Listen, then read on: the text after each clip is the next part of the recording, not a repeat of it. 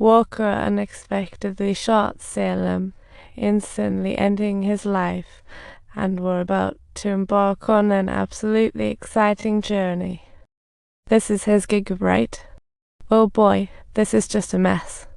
But now chasing Walker for this won't help, so Carl pulled out a plastic sheet, ready to deal with the body. Just as they were tidying up, Salem's phone rang.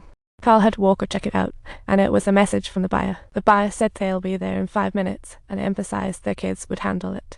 Working with the best of the Las Vegans. They just finished cleaning up. The buyer's car showed up as scheduled. You know, folks in this biz have sharp instincts. The buyer asked right away why Salem wasn't here. Getting a message about Salem not making it just 5 minutes before meeting. That's clearly not adding up. We need to make this entire process simpler and more convenient. But just then, the buyer suddenly noticed Carl's boots. Don't move, or I'll drop you. Talk about a party here. No one wants to kick the bucket today.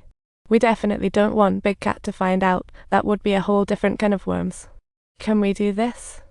Got it. Follow the money. Turns out this buyer is a real smooth operator. But no matter how smooth you think you're, when confronted with real power, you might just get squished. But the young guy saw the writing on the wall, took off toward the bushes, and Carl followed closely behind.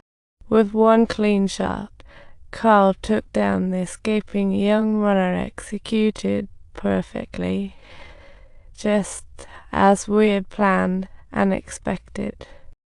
We're like fate rolled out, Hal. How's it going, smart guy? Clearly, this deal was quite a score for the young guy. They sealed it in an unusual manner. But halfway through, their car broke down, so Carl called his brother-in-law for a ride. Back home, Carl realized he couldn't hide it, so he told about his deal with Wildcat. The brother-in-law was unsure, but had no better option. He warned Carl if Wildcat plays dirty. On a bright and sunny afternoon with pleasant weather, Carl deliberately took the deputy sheriff to the dense woods in the countryside to confront him face to face about Wildcat's misdeeds. But relying just on his charm alone wasn't going to cut it. Carl was ready to hand over the goods to the sheriff, but hoped he wouldn't throw money at Wildcat. Clearly, Carl wanted Wildcat out of the picture completely, and they struck a fun deal. Later that night, the deputy called Jack, asking him to mark the location of Wildcat's drug lab.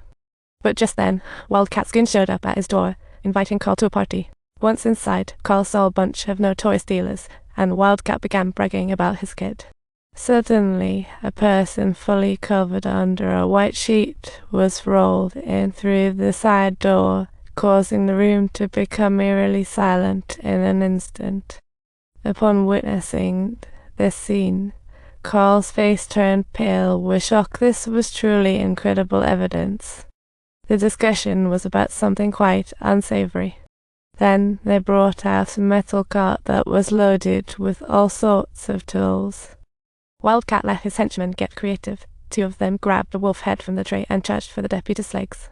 Even the hardened dealers were in shock, but Wildcat wasn't letting this slide. Carl couldn't take it anymore. He stepped up, hoping Wildcat would spare the deputy. But Wildcat was one cold-hearted queen, and Carl's hope shattered instantly. Wow, she's ruthless. Carl initially thought about saving the deputy, but now that was out of the question. Carl informed Wildcat he had completed 3 tasks, and it was time for him to jet. But Wildcat wasn't having any of it. She wanted an exchange, mentioning some pretty terrifying stuff. Clearly, this was a dangerous game, but Carl was powerless. The next morning, Wildcat's minion came in, saying they decrypted the deputy's phone. Turns out they came across the chat history between Carl and the deputy. The henchman inquired, "So what should I do to properly handle this matter without drawing the boss' attention?" Turns out this lady's in cahoots with Wildcat.